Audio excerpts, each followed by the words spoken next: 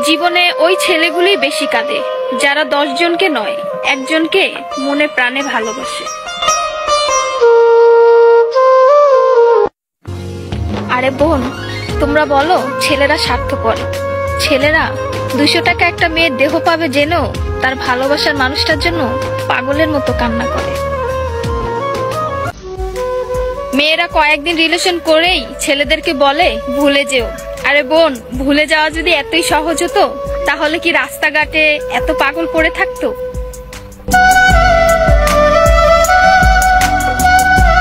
ছেলেরা যদি দেহের প্রেমে পড়তো তাহলে পতিতালয়েই তাদের শ্রেষ্ঠ প্রেমিকা থাকতো।